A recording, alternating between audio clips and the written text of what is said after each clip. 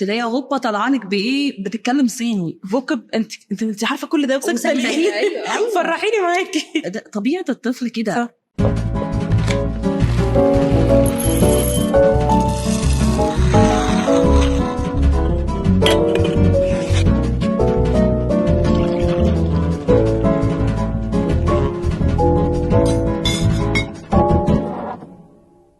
صباح الخير، حلقة جديدة من برو تشاتس مامز مورنينج توكس. أنا آلاء. انا نوره. معانا النهاردة رضوى. هاي انا نوره. مبسوطة معاكم جدا. احنا اسعد بجد جدا. السوشيال ميديا عامه يعني هي ليها بروز اند كونز كتير، بس ثانكس تو السوشيال ميديا دلوقتي ان احنا تعرفنا عليكي، او ان احنا عامه بنتعرف على الناس اللي هي تعملي كوميونتي مع نفسك كده. ثانك يو فيري ماتش. انت عندك حق، احنا يعتبر جيل محظوظ شويه ان احنا السوشيال ميديا خلتنا اكسبوز لحاجات كتيره مختلفه، وميزه من اكبر المميزات اللي فيها ان احنا بنلاقي الناس اللي شبهنا، بنلاقي الناس الاكسبيرينس بتاعتهم بتقربنا للانترست بتاعتنا، للحاجات اللي عايزين نتعلمها، الحاجات اللي عايزين نعرفها. فدي انا بعتبرها من اهم مميزات السوشيال ميديا بصراحه. ميزة حلوة وبالنسبة لي كل مرة impressive. يعني احنا لما بعتنا لك مثلا واتكلمنا معاكي بالنسبة لي حد غريب سترينجر، بعدين اتكلمنا لا ايه ده، احنا عارفه حد تحس ان احنا كأني بقى شويه عارفين من كتر ما احنا ايه ده دماغنا قريبه او فاهمين احنا بنقول ايه بالظبط، عشان عندنا common interest، عندنا يعني تحس ان احنا we are on the same ground. بالظبط. حتى الحاجات اللي مضايقانا مش بنلاقيها كلنا هنصيح مع بعض كمان شويه. دي حقيقه. حاسه ان بقى تكمل مساوئ اكبر بكتير. يعني دي الميزه الوحيده. نتكلم بقى من هنا بعد بكره ان شاء الله على الحاجات دي. يعني مشاكل السوشيال ميديا في البارنتنج كمان، يعني احنا لو اخذناها من ناحيه انا كأم وببقى جات اكسبوزد لايه، لا في مشاكل. يعني اولا الناحيه الميديكال، فهي نبدا من الناحيه الميديكال لان دي بحسها الحاجه الكروشال اللي هي فيها صحه ولادك. وجيتي لي في حتتي وحتتك. مشكلتي ان انا مثلا هتلاقي حتى انتوا كمان بتشوفوا ده على جروبس كتير من الفيسبوك والسوشيال ميديا عامه. الناس اللي بتسال انا ابني سخن بقاله 3 ايام ودرجه حرارته 40 وبيقولوا لي انه بيطلع ضرس، اعمل ايه؟ اتفرجي على الاجابات. انا بصي انا مش هقول ان هي ازاي ساكته عليه 3 ايام درجه حرارته 40 وجايه دلوقتي طلع من ايه، يعني سيبك من ده. انا فكرتي دلوقتي في ان انتي جايه حد قالك ان هو بيطلع درس وانتي جايه تفاليديت وهيعملوا ايه. الاجابات بقى اعملي له كمادات، اعملي له حلبيه نشا واكليه 3 مرات في اليوم منها، حطي له، دي كانت خطيره، حطي له تي باك شاي بعد ما تشربيه على اللسان. ايوه هو الله يعني بجد انتيبيوتيك. يعني انتوا بتعملوا ايه اصلا؟ لما حد عنده اي ميديكال باك جراوند هيجي يفكر طب هو اصلا التسنين حرارته ما ينفعش تعلى عن 38 ونص، وماكسيمم يوم يعني ما بيكون بيطلع درس العقل هم بيومين.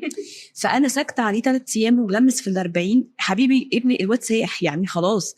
فدي بقى مشكله فظيعه. وهاتي من ده كله بقى اكزامبلز كتيره، بتلاقي ناس ما شاء الله بتكتب روشتات ادوار مثلا الاسهال المتكرره يديله كذا وكذا وكذا 3 مرات في اليوم وقد ايه، ده بالملي. طب اسالي عن وزنه. تعرفي منين يعني؟ اعرفي منين؟ يعني مثلا انت ممكن تقولي ابني عنده 9 شهور، 9 شهور ده ممكن يبقى 9 كيلو وممكن يبقى 11 كيلو وممكن يبقى 6 كيلو. وكل كيلو من دول له دوز معينه. ده غير بقى ان في ادويه اصلا عالميا غير مصرح بيها ان تتاخد واحنا ادي على طول. يعني بالذات انا بيضايقني جدا موضوع ادويه الاسهال، لان احنا غصب عننا ممكن بندور الطفل احنا بنضعف مناعه جهازه الهضمي لما اقعد طول الوقت اديله الادويه الشهيره بتاعت الاسهال عمال على بطال. انا فعلا باذيه. على عكس مثلا ان في حاجات تانية طبيعيه ممكن اديها له بتقوي جهاز المناعه بتاعه، بتحسن الجهاز الهضمي، بتقلل بعد كده ليتر اون الفريكونسي بتاعت ادوار النزلات المعويه على عكس الادويه التانية. فانا بتاع ايه بقى اقول؟ انا لو انا ما عنديش ميديكال باك جراوند، انا الكومنت اللي هسيبه لا حبيبتي ربنا يشفيه، انا انصحك تروحي الدكتور بس وقفل على كده فقط، مفيش مجال يعني. وخلي بالك هتلاقي برضو نصايح تانية تخص الامهات.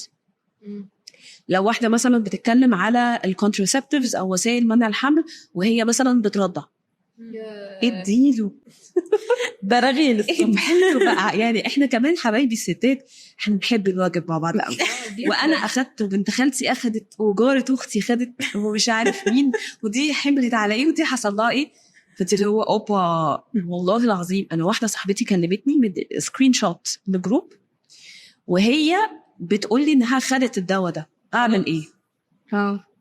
فانتوا متخيلين ان حتى لو حد على ليفل من الاديوكيشن او الاويرنس بس غصب عنه ممكن يتاثر من كتر الريكومنديشن بتاعت حاجه من حد اداهالك انت غصب عنك هتحسي لا ده مفيد جدا. لا وبيبقى اجماع يعني اكيد الناس دي كلها رجال الدكاتره بتاعتها اكيد مش انت الوحيده اللي طلعت بقى. مستحيل يعني اكون كل ده تاليف جس وات يطلع تاليف عادي جدا مفيش مشكله. صح. انا كمان عندي في الهير تريتمنتس والحاجات اللي بتاعت الشعر دي ده بقى كل يعني هو اوريدي يعني بلوجرز كلهم مره واحده تلاقيهم بيعملوا اد لنفس البرودكت فخلاص يبقى ده هو ده اللي هنروح هتلاقي نفس السيناريو ونفس الكلام هو نفس الطريقه. طب does it ring a bell for you يعني انت بينك وبين نفسك تحسي انها مؤامره كده كل فتره يطلع برودكت او براند معينه الناس كلها تروح ليها يعني لا تنسى عشان انا عايزه احاول اظبط التريتمنت بتاع شعر بنتي مش هروح لدكتور روحي لدكتور يقول لي شكرا. لان انت برضه قلتي حته مهمه بلوجرز مش كل البلوجرز يا جماعه certified health coaches ولا هم عندهم medical background ان هم يقولوا thank you very much انت ممكن تديني الريكومنديشن بتاعتك او your personal experience مع product بس انا ما اقدرش اعممها لان كل نوع شعر وكل سكين تايب له products وروتين وبروتوكول مختلف تماما عن انتوا ممكن تبقوا اختين وانتي بتحطي برودكتس بشكل واختك بتحطي برودكتس بشكل ممكن تجيب معاكي نتيجه وتجيب معاها هي نتيجه تانية خالص. فاحنا ليه بنلجا لما يسمى بالطبيب معلش احنا اسفين يعني واحد في بروفيشن اسمها كده لا تعبوا والله بيتعبوا علشان هو يقدر يصنف لك سكين تايب بتاعك الهير تايب بتاعك. انت الهير تايب بتاعك كمان مش مجرد الشعرايه احنا بنتكلم كمان في الفروه بنتكلم في طبيعه الشعر نفسه في حاجات كتيره قوي لازم يبص عليها قبل ما يحدد لك نوع تريتمنت. وكويس انت قلتي على موضوع الاطفال بتلاقي ناس كتير تقولك بنتي عندها 1.5 سنة وشعرها خفيف او كيرلي او 1.5 سنة ما طلعش سنة حط لها زيت زيتون بقى زيت العفريت الخلطة الحلوة اللي هي بقى زيتون خروع جوز هند جنزبيل على شوية انت كده بقى لا والميث بتاعت احلقي لها شعرها كله علشان يطلع بقى على يا ترى بيطلع هنقعد نستناه كلنا. فبالعكس والله يعني give time يعني وفي كمان التشخيصات بتاعت ابني كذا لا يبقى ده عنده ADHD لا ده كده ده واخد سبيشالي الحاجات بقى اللي هي بارنتنج بقى يعني الاويرنس بتاعها بقى يحصلوا اوفر دايجنوستس يعني حلو ان احنا عندنا اويرنس للحاجات دي بس الناس بقى اوفر دايجنوستس ما بيتكلمش ده واحد بيلعب ADHD. طب انت سالتي عنده كام سنه؟ ما لو عنده 2 سنين وانتي رايحه قاعده في الكلاس عايز يقعد وعايزاه يقعد وما يتحركش ما هو لازم منه هيبقى سنه اصلا بتاع كده. هو بصي يعني شوفي احنا بقولك احنا جيل يعتبر محظوظ عشان الاكسبوجر بتاع السوشيال ميديا عرفنا على ترمينولوجيز ما كانتش موجوده كتير قوي مننا تشخصوا بادلت ADHD ده هي وهم اطفال ما كانش اصلا داير الكلام ده وكان الجيل بتاع اهالينا مش هقولك ما عندهمش الاويرنس بس ما كانش فيه السورس اوف انفورميشن متاحه قوي زي دلوقتي. على عكس دلوقتي يعني كويس ان احنا عارفين بس برضو انا لما اجي مش كل ايفن دكاتره الاطفال يقدروا يفتولك في ده يعني لازم ابقى لو انا شاكه في اعراض او عندي ساينز انا شايفاها على ابني او بنتي صوري خدي نوتس دايريز اكتبي كل تفصيله تخص التصرفات اللي انت شاكه فيها والجاي بيها للدكتور والدكتور هيحولك على متخصص لان اطفال كتير قوي في سيتنجز مختلفه ممكن تظهر تصرفات وما تظهرش في اوقات تانية. يعني زي ما بنتي بتقولي طفل عنده 2 سنين هو اساسا مش عدله انه يقعد اصلا هو عايز يتحرك ويتعرف وينكش هنا ويشوف هنا ويعمل هنا فطبيعي هو يبقى طفل حركي. مش كل طفل حركي معناه ان هو عنده مشكله ومش كل طفل ساكت او هادي معناه ان عنده مشكله. لا في ساينز وفي سيمبتومز تانية كتير البروفيشنالز بيبصوا عليها وما فيش تشخيص من كومنت ما فيش تشخيص من بوست. التشخيص ده بيبقى حاجة متكاملة بيبص على حاجات كتيرة قوي تصرفات بيعملوا لهم اختبارات بناء عليها نبدأ نحدد الطفل ده.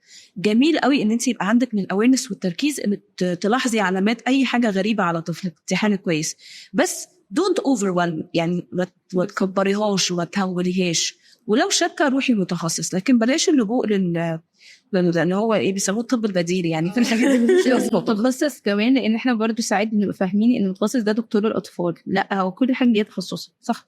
وزي ما انتي قلتي ده عيب بالسوشيال ميديا، بس برضو يعني انا ساعات بحس ان هو ميزه، لان انتي قلتي اهالينا زمان ما كانش عندهم السورس ده، فممكن الطفل كان لحد ما كبر يطلع عيني وانا مش عارفه ايه المشكله، او ابني مثلا لحد ما 4-5 سنين ما بيتكلمش خالص. صح. طب احنا دلوقتي بقينا عارفين كده ان في مايلستونز معينه، صح، لو الطفل مثلا عنده 4 سنين بيقول كلمه واحده، لا ده في مشكله، احنا محتاجين نتكلم. صح. فيبقى كأني انا باخد من السوشيال ميديا بدايه الخيط، بس عرفت ان انا في الرينج ده المفروض ابقى واثق كذا، سمعت عن مرض اسمه كذا بتبقى من اعراضه كذا، ف don't overwhelm yourself. بس لو لقيتي بحسي حاجه مختلفه تماما ساعتها ابدا بقى اروح لحد مظبوط. فعلا انت جبتيها مظبوطه جدا، ان انا السوشيال ميديا ممكن تكون بتنور لي نور على ايشو معينه، فده بيديني بريفليج ان انا اروح واسال حد متخصص، ممكن اطلع فوق ما فيش اي حاجه خالص، وده اللي كلنا بنهوب ليه. بس في نفس الوقت انت عندك من المعلومات وعندك من الانفتاح اللي يساعدك ان انت تديك دي بيهايند اي حاجه انت شاكه فيها، لان غريزه الابوه دي يوجوالي ما بتكتبش، فلو انت حاسه ان في حاجه انكش وراها، وبيطلع حاجه. وكل ما بنكتشف اي حاجه في الاول تبقى بسيطه وحلها سهل، احسن من لما نطنش او نسمع مثلا النصايح بتاعت طنط تنظير وطنط تنشيط، دول اللي هم العيال كلها كده، امال انتوا اتربيتوا ازاي؟ طنشي ده مش عارف ايه الكلام اللي هو بتاع الحاجات اللذيذه ده. كلكم احنا طلعنا سلام يعني احنا كلنا قاعدين شايفين تسمعي قصص غريبه، ده ابن فلان قعد لحد 6 سنين ما كانش بيتكلم ولا كلمه، وفجاه بقى يتكلم كل حاجه. طب ده انا هستنى البطاريه كانت فاصله مثلا ولما غيرناها سمعنا الصوت، مفيش الكلام ده. فهو كل حاجه بالمعقول كويسه، يعني انا يبقى عندي المعلومه وجي يعني ask for information من الحد المتخصص وبس، واهدى بقى، بلاش بقى ننكش، بلاش المقارنات كمان، دي بتبقى خطيره جدا. المقارنات دي بتبقى في المايلستونز كمان، المايلستونز بتاعت مشي امتى، طلع درسه امتى، يعني in general advices كلها اللي بتتحط في الكاتيجوري بتاع الابن المثالي ده، او الطفل اللي ماشي كل حاجه مظبوط، ولو عمل حاجه واحده بس مختلفه عن اي حد فده كده عنده مشكله. قاطي تريننج، كلام زي ما انا بتقول، حتى البيزكس بتاعت المشي هيمشي امتى، مشي متاخر يا نهار، ممكن يكون هو لسه انت عارفه كالسيوم في حته تانية. بس لا، وغير كده كمان انت عارفه ان في المايلستونز حاجات الرينج طبيعي بتاعها ممكن بيبقى من 3 ل 6 شهور. حاجات السيناريو، انا لما شفت الورقه بتاعت الشارت بتاعت التسنين، انت في حاجات من 18 ل 24 شهر. انت متخيله بقى ان ممكن تقعدي 6 شهور مستنيه سنه؟ يعني انا شحطه وبعد ما حصل كده كل 6 شهور مستنيه سنه. عادي جدا. في اطفال بتبدا تسنن من 6 شهور، اطفال بتبدا تسنن بعد السنه، ده سليم وده سليم. في اطفال تمشي بدري تتاخر في التسنين، اطفال تتاخر في التسنين تمشي بدري and so forth. ليه ده؟ في رينجات، في حاجات بتقعد 6 شهور عشان تستوي وتبان. احنا بقى مشكلتنا ان زي ما قلتي بنفرط في المايلستونز، ده عشان ابن بنت خالة سوسو ومش عارفه مشي عند كام وده محبيش، ده جري على طول، مش عارف ايه، طلع ضرس العقل قبل ما يطلع سنان لقدام، فبنسمع وراء. فانت غصب عنك توتري في النيرسريز. اوكي، ممكن انا اقعد معاكي دلوقتي وانت تقولي لي انا بنتي بقت بتعمل تريسنج وبتلون فظاع، بتلون وبتقول اي بي سي بتعمل كل حاجه، تنينه بتمشي على خير. خلاص هي دخلت كي جي 1 وهي اصلا لسه سنتين. ده other side انا بنتي في البطاطس. عادي جدا في البطاطس، دي حلوه ودي حلوه، دي طبيعيه ودي طبيعيه، بس في اطفال بتعبر على طول واطفال بتخزن. ده حقيقي. يعني انت ممكن تكون بنت فعلا من اللي هو ايه، تقعد مثلا ايه 2 3 ساعات خالص، تلاقيها غبه طلعانك بايه، بتتكلم صيني فوكب. انت عارفه كل ده بس فرحيني معاكي. طبيعه الطفل كده. مشكلتنا كمان ان احنا بجد ما بنحترمش ان ده شخص، هو طفل ولسه وايت شيت مش فاهم حاجه، بس هم عندهم شخصيه على فكره، وكل يوم بتبدا تبان ملامح الشخصيه دي day after day. احنا اللي مش مدينهم فرصه، مشكله بنقع فيها، وانا كنت اول واحده اقع في المشكله دي. انا مستعجله جدا، عايزاها تتكلم، عايزاها تمشي، عايزه شعرها يطول، عايزاها تقول حاجه، عايزاها تتمرن، عايزاها ايه يعني صح it's coming. بس كل حاجه لازم تاخد وقتها. وانتي بعد فتره لما تمشي كده في قرار الابوه ده يعني هتدركي مستعجلة كنت وانا المشكله كانت عندي يعني مش معقول. ليه بقى؟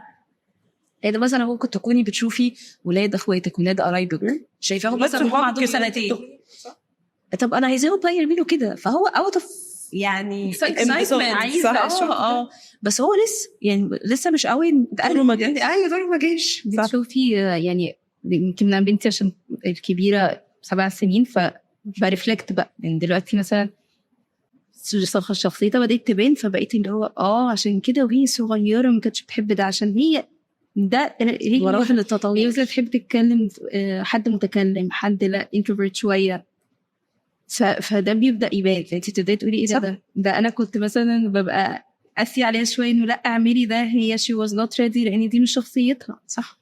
وحته كمان السوشيال ميديا غير الميديكال ادفايسز كمان parenting ادفايسز. يعني انا دي يعني قبل ما اخد الدبلومه بتاعت الكوتشنج مثلا كنت بدخل اشوف واحده مثلا توصف موقف وحد بيرد من الكوتشز مثلا انا كوتش وممكن تبعتيلي، فببقى عايزه اقول لها طب ما تقولي لها الحل وخلاص ما انت تشاركيها معانا يمكن استفيد يمكن الغي حاجه. لا بجد فهمت انه لا لما اخدت كوتشنج انت ما ينفعش تحكمي على موقف من كلام. اصل انت لما تقولي لي ابني دايما بيخبط وبيرزع وكل الناس تدخل تقول لا اصل هو بيحاول يشد الانتباه، انا ما اعرفش السيناريو كامل. هل الطفل ده حصل له تغييرات؟ هل نقل حضانه؟ هل بابا سافر؟ هل في حاجات كتير قوي ممكن يبقى حاجه تريجرنج، حاجه عنده حصل له تروما كبيره اصلا انت ما تعرفيش. ممكن يكون حاجه مش مدياله اخ واخت مثلا بالظبط متضايق ودي حاجه مش ده حدث سعيد على فكره، بس هو ممكن يكون عليه هو حاجه كبيره قوي انه يقدر يستوعبها ويكونتين ومش عارف يعبر.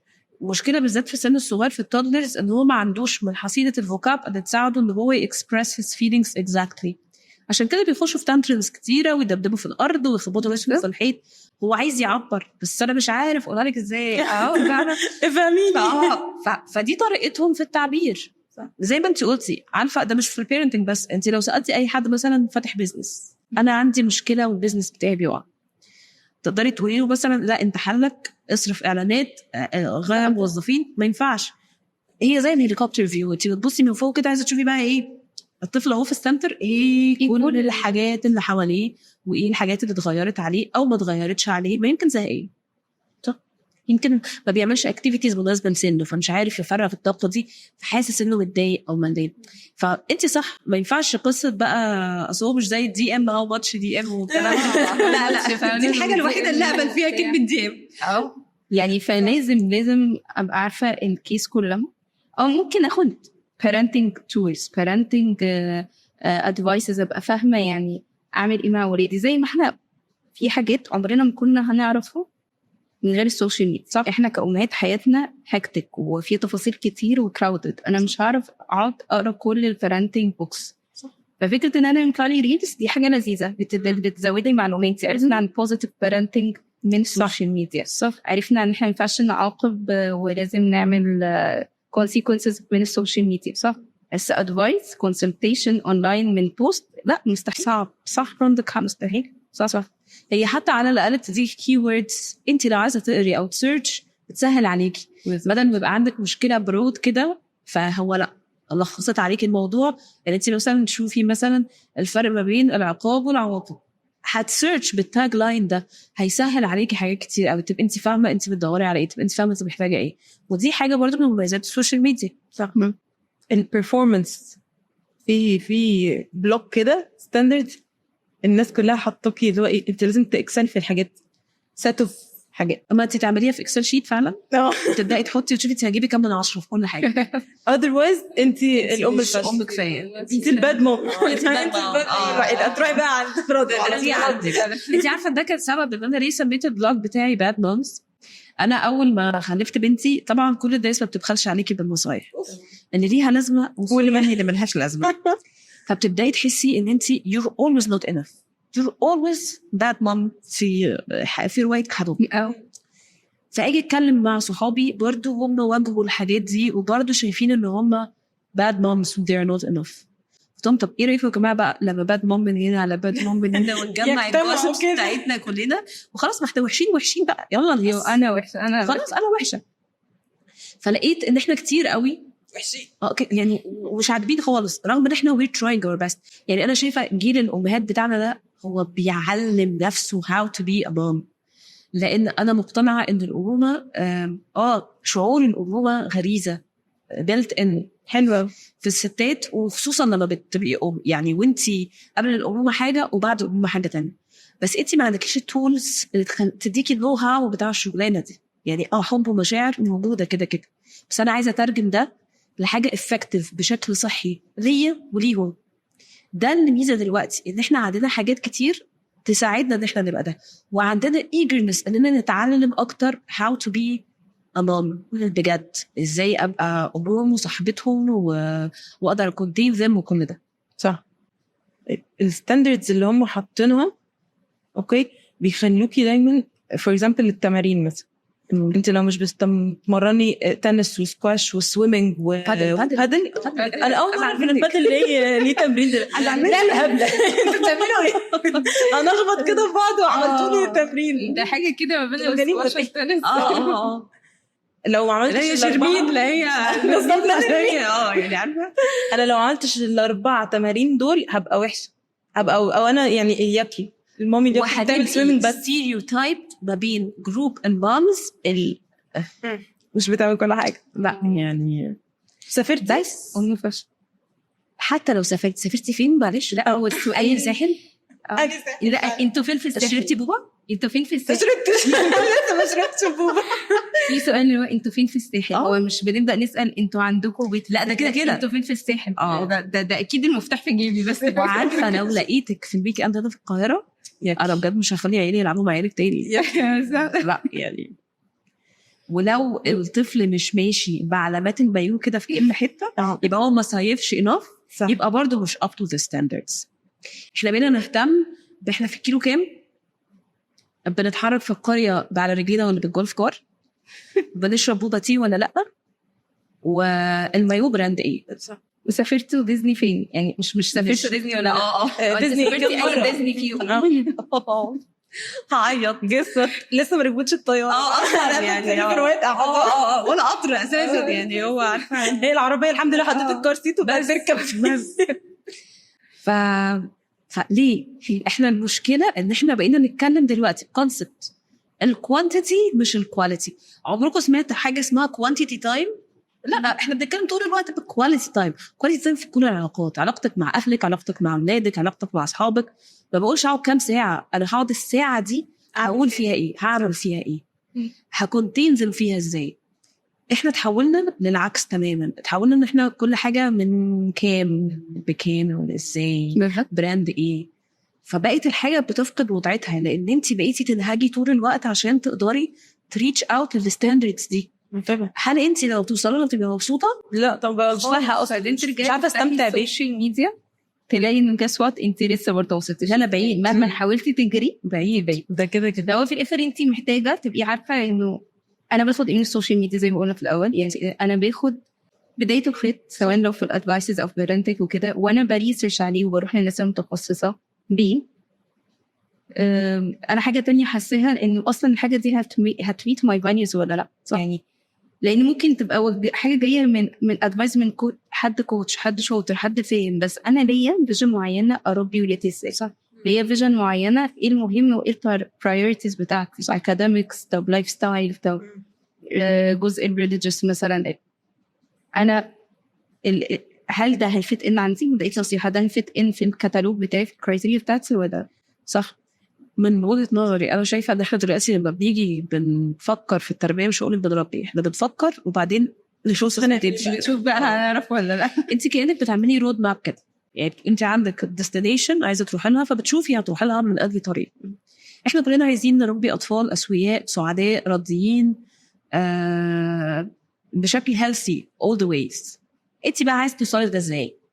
عايزة توصلي له بالكوانتيتي بتاعت الحاجات ولا بالكواليتي بتاعت الحاجات اللي بتقدميها؟ هي دي الصعوبة ان انت تحددي.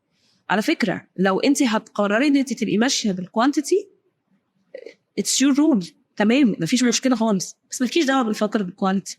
يعني we are not here to judge each other. انا قررت ان انا عايزه امشي في السكه دي، خلاص why house my rules. انا مبسوطه كده بالظبط.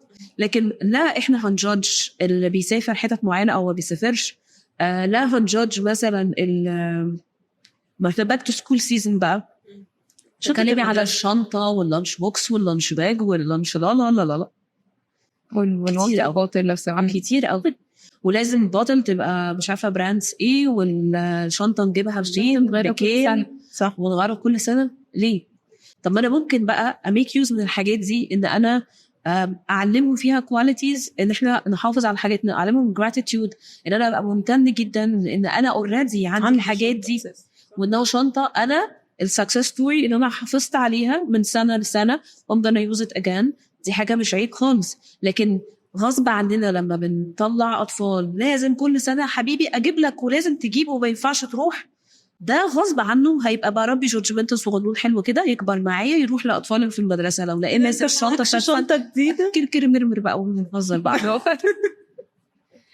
فللاسف بعض البراكتس اللي احنا بنعملها اوت اوف لاف واوت اوف ساكريفايسز والحاجات الفظيعه اللي احنا بنقدمها ممكن اكون بطلع طفل بكواليتيز مش محبوبه قدام، يعني هتأذيه قدام. هي دي ده بيسيرف البارنتنج استراتيجي بتاعتي، وان انا بساتسفاي كده منظري قصاد الناس. بالظبط. السوشيال ميديا دي حواراتها كتير قوي، كتير متفاوتة كتير وميزاتها كتير برضه، بس هي الفكره اللي احنا نستخدمها بالطريقه. واقول لك وان ميزه بجيب منها اماكن بيرثديز. بالظبط. اوكي صح. اماكن البلاي ديتس. صح. بس خلاص هي بتديكي ريكومنديشن لحاجات كتير قوي، وممكن تديكي ريكومنديشن مثلا من نيرسريز تشوفي ريفيوز، تديكي ريكومنديشن للمدارس وانظمه التعليم والحاجات دي. كل دي بتاخدي منها انسايتس صبرها ما تخليكي تاخدي القرار. يعني انت مثلا بتدوري على نيرسريز في منطقه معينه، سمعتي ان في 3 اتفق عليهم الناس، هتختاري كده؟ لا انت هتنزلي بقى وتروحي تشوفي 3. فهو عمل لك ايه؟ شورت ليست. فدي ميزه. نفس الكلام بالنسبه للكيدز ارياز واماكن الخروج والكلام ده برضو. انت في جروب مثلا بتاع التجمع هيقولوا لك فين احسن اماكن في التجمع للاطفال السن كذا كذا، هيساعدك. فدي مميزات خطيره وفرت علينا وقت ومجهود كتير. ايام اهالينا ما كانش فيه الكلام ده، كان هم مكان نادي بنروحهم كلنا كده ونتقابل فيه كلنا وشكرا على كده. لكن دي ميزه حلوه. يعني احنا از سامري كده، والفكره ان احنا ناخد اللي يريحنا السنه والجماعه اللي يسهل علينا البارنتنج جيرني دي، بس ما خليش السوشيال ميديا تأوفرنا. بالظبط. يعني حاسه ان ده فاينل نوت كده اصلا مخلينا احنا اللي مش مبسوطين، يعني احنا اللي مش مبسوطين مع اولادنا. صح. حاسين دايما انه انت بلو اكسبكتيشن، ما انت مش عارفه تميتي الستاندردز اللي ما نعرفش مين اللي حطها. بالظبط. انت عارفه انا اعرف اصلها هروح له وافهمه واتفاهم معاه واعرفه غلط انت اكسبتني معاكم. لكن احنا ما نعرفش مين اللي حط الستاندردز دي. فانت فعلا طول الوقت هتبقي بيردند وستريسد، وده ديفينتلي ريفلكت على علاقتك بأولادك والريليشن شيب. مش عارفه تبسط، مش عارفه تبسطي، لانه نو ماتر وات بتعملي حاسه ان انا لسه مش عارفه ابقى شبهها او مش عارفه ابقى اني. بس يعني مش شرط. احنا فعلا ناخد منها الريكومنديشنز الريفيوز الحاجات اللي تفصلها، والحاجات التانية دعوه ثانك يو رضوى جدا. يعني ممكن نقول ان احلى حاجات السوشيال ميديا برضه ان احنا عرفنا بعض، وانتوا قاعد بجد مبسوطه جدا. لا يعني هارت تو هارت ليترلي، عشان هي فجاه كانوا بلوجد ان كده بكل الكونسبت، كأن احنا قاعدين بنتكلم. بالظبط. يعني لان احنا فعلا كلها حاجات ريليتابل، يعني محدش تعب ان هو يذاكر او يحضر حاجه، بالعكس. بس دي حاجات بتحصل لنا ليترلي بالظبط. احنا بنعيش كل يوم. بالظبط. ثانك يو سو ماتش. ثانك يو ويلكم. ثانك يو. مبسوطه اني معاكم. احنا